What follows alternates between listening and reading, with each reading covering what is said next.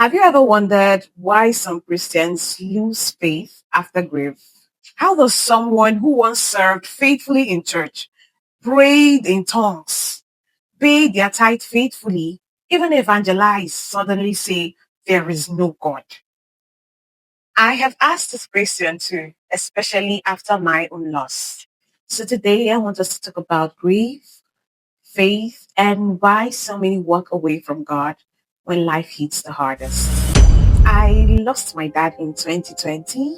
I was so active in church then. I was evangelizing, leading in the prayers, administering the communion to him. I even encouraged him to join the healing services, online when I could, when I'm around. Okay. I had so much faith that he would be healed. I had so much faith that he would come out of it and would testify. Okay. I fasted, I prayed about it. I had so much faith that, this is a testimony. We're going to testify, right? But yet he died in my arms. I went into denial for months. I didn't know how to process the grief that I was feeling inside of me. To make matters worse, a day after my dad died, one of the pastors called me, and he after sympathizing with me, he said, that wouldn't stop you. That shouldn't stop you from coming to church. That shouldn't stop you from leading in the prayers. Okay. Look at our general overseer. He always tells stories about when he lost his dad, he still went to church the same day or the day after. And so you should do the same. I was livid. I was mad because I should be allowed to feel what I am feeling. I'm just a girl that lost her dad. I don't even know how to process what I'm feeling right now. I don't even know how to put it in words, right?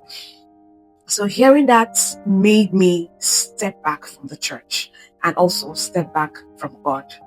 Even when the assistant pastor then reached out to me and I laid my grievances to him, how the other pastor, how he talked to me.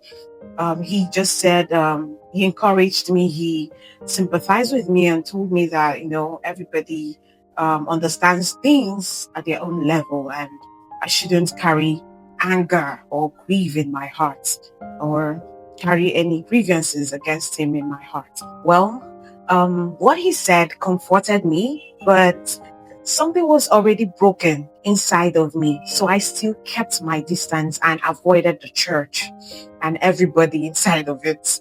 I just wanted to, be alone at that moment, at that period of my life. Now, the following year, everything came crashing in. All the emotions, all the feelings that I did not, express. I couldn't process at the time. It came rushing, everything came crashing in. And I cried so much. I cried so much that my chest started hurting. Okay. I was angry. I was angry at God. Why did he allow this happen to me? I did everything, I felt I should do. I even invited my fellow prayer team to my home to pray for my dad. I did everything that a daughter should do, but yet he died in my arms. That is some type of trauma that I felt. How would I come out of this? So I rebelled.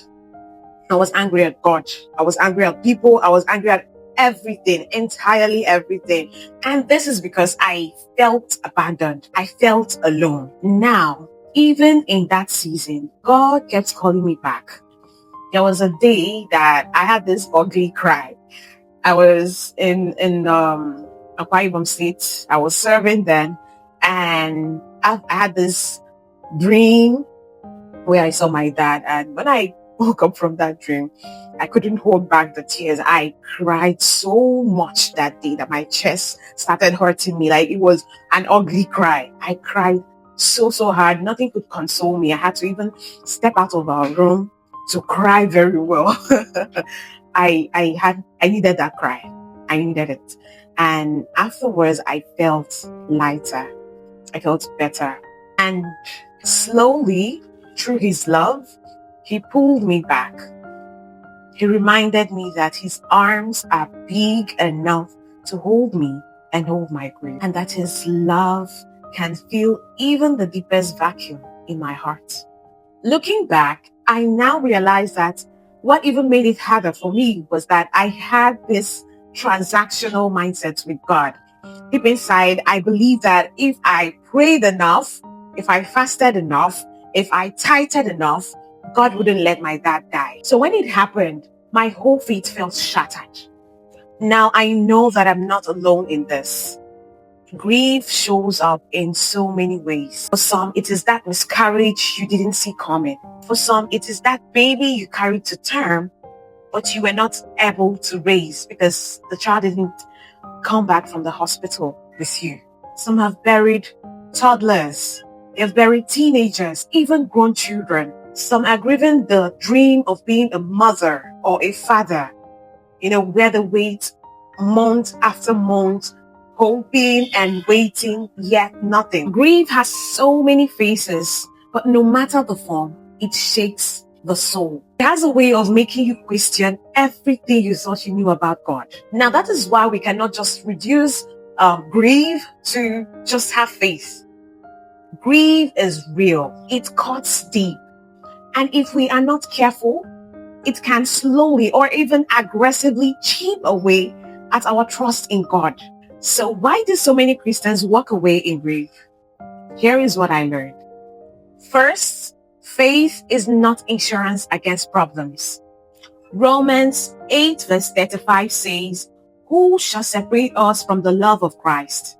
Shall trouble or hardship or persecution or famine or nakedness or danger or sword?" What this actually means is that faith does not exempt us from life's pain. It actually gives us the confidence that God is present in the fire with us. God is present in that situation with us. That is what it means. The second thing is transactional faith cannot withstand trials. If our relationship with God is based on bargaining, if I do this, God will do that for me. If I tithe, God is going to bless me financially. If I fast, God is going to open doors for me. When our faith is based on this kind of transactional mindset with God, it is going to collapse when life doesn't go our way. True faith is based on who He is, not just what He does. Another one is that God desires covenant and not contracts. God desires sons and daughters that love Him genuinely, sons and daughters that trust in Him, not the ones that are ready to trade service for protection. Look at Job. Look at the 3 Hebrew boys and even Paul in prison. They didn't follow God because He kept them from trials, but because He was faithful in the midst of them. Now, the last but not the least, grief does not disqualify your faith. Even Jesus wept at Lazarus' tomb. Grief is not unbelief.